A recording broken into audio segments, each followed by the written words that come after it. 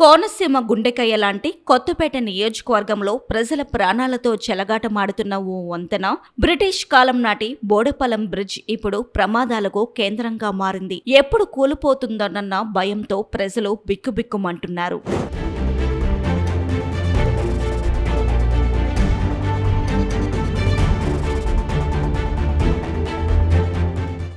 దాదాపు 200 ఏళ్ల చరిత్ర కలిగిన ఈ బోడెపాలెం వంతెన ఇప్పుడు శిథిలావస్థకు చేరుకుంది. వంతెన పిల్లర్లు దెబ్బతిని సిమెంట్ ఊడిపోవడంతో లోపలి ఇనుప కడ్డీలు బయటకు కనిపిస్తున్నాయి. భారీ వాహనాలు వెళ్తే వంతెన కంపిస్తుండటంతో ప్రయాణికులు భయాందోళనకు గురవుతున్నారు. లంక గ్రామాలకు ప్రధాన రవాణా మార్గమైన ఈ బ్రిడ్జిపై రోజు వందలాది మంది రైతులు, విద్యార్థులు ప్రయాణిస్తున్నారు. కానీ రక్షణ గోడలు కూడా విరిగిపోవడంతో చిన్న పొరపాటు జరిగిన ప్రాణాలు కాల్వలో కలిసే ప్రమాదం కనిపిస్తుంది. ఈ రోజున ఈ బోడిపాలెం వంతెన బ్రిడ్జి గురించి మేము కేదార్లంక, ఇదివార్లంక, అలాగే నారాయణలంక, కొత్తపేటకి అందరూ రైతులు ఈ బ్రిడ్జి మీద ఆధారపడి ఉన్నారు. అలాగే బ్రిడ్జి మించి అనేక వాణిజ్య వాహనాలు అంటే ఇటకబట్టీలు ఉన్నాయి కేదార్లంకలో. దానికి సంబంధించి అంత రవాణా జరుగుతుంది. కానీ ఈ బ్రిడ్జి ఎప్పుడు కూలిపోద్దో తెలియని విధంగా అప్పుడే 5-6 సంవత్సరాల నుంచి మేము ప్రజాప్రతినిధులు కోవటం జరిగింది. ప్రజాప్రతినిధులు దీన్ని శాంక్షన్ చేసామన్నారు 2 ఏళ్ల క్రితం.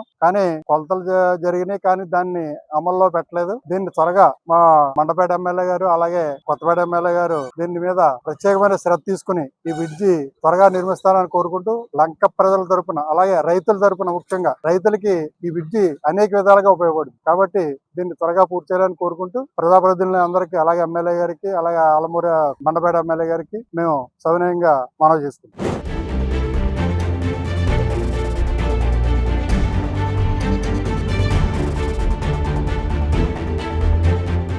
ప్రజాప్రతినిధులకు, అధికారులకు ఎన్నిసార్లు ఫిర్యాదు చేసినా చర్యలు మాత్రం కనిపించడం లేదని గ్రామస్తులు ఆవేదన వ్యక్తం చేస్తున్నారు. ప్రమాదం జరిగాక స్పందించే పరిస్థితి రావద్దని, వెంటనే కొత్త వంతెన నిర్మించాలని డిమాండ్ చేస్తున్నారు.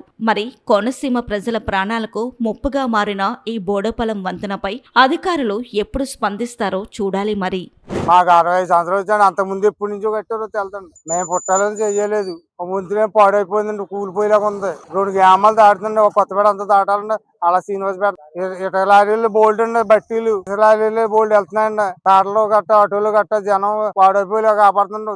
అది కులంతా దిట్లో పెట్టుకుని చూడండి. కులంతా అధికారులకు ఎప్పుడు చెప్పారండి, అధికారులు పట్టించుకోవట్లేదండి. ఏమన్నారండి అధికారులు? చూస్తామన్నా అంతే అండి సత్యానందం గారు.